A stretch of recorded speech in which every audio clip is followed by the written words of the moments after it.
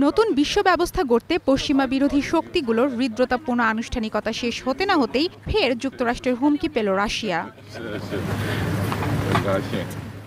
Ukraine যুদ্ধ বন্ধের যে উদ্যোগ নিয়েছেন প্রেসিডেন্ট ডোনাল্ড ট্রাম্প সেটির সুফল না পেলে পরিস্থিতি ভিন্ন হতে পারে এমন ইঙ্গিত দিয়েছেন তিনি। হোয়াইট হাউসে সাংবাদিকদের প্রশ্নের জবাবে তিনি সাফ জানিয়ে দেন এখন দায়িত্ব কেবল পুতিনের।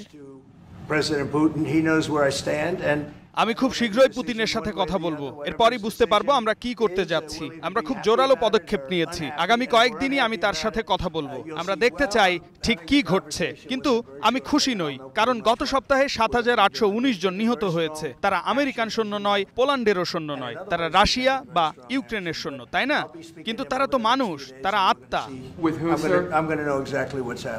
যুদ্ধবন্ধের ব্যাপারে ইউক্রেনের প্রেসিডেন্ট ভলোদিমির জেলেনস্কির সাথে আলোচনা করতে রুশ প্রেসিডেন্ট ভ্লাদিমির পুতিনকে ২ সপ্তাহের সময় বেঁধে দিয়েছিলেন ট্রাম্প, কিন্তু সেই সময়ও শেষের দিকে। এ বিষয়ে প্রশ্ন করা হলে ট্রাম্প জানান শিগগিরই পুতিনের সাথে আবারও কথা হবে।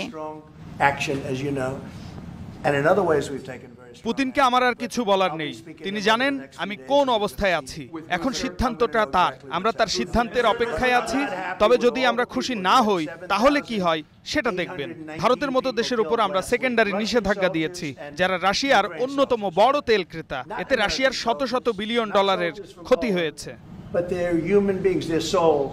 অবশ্য জেলেনস্কির সাথে আলোচনার বিষয়ে ট্রাম্পের সময় বেঁধে দেওয়া প্রসঙ্গে মুখ খুললেন পুতিন। চীন ছাড়ার আগে বেইজিং এর সাংবাদিকদের প্রশ্নের জবাবে বলেন তার সাথে বৈঠক করতে হলে জেলেনস্কিকে মস্কোতে যেতে হবে। ডোনাল্ড ট্রাম্প আমাকে এমন একটি বৈঠক করতে বলেছিলেন, তখন আমি তাকে বলেছিলাম এটা সম্ভব যদি ইউক্রেনের প্রেসিডেন্ট ভলোদিমির জেলেনস্কি রাজি থাকেন, তাহলে তাকে মস্কোতে আসতে দিন, তবেই এ ধরনের বৈঠক হবে।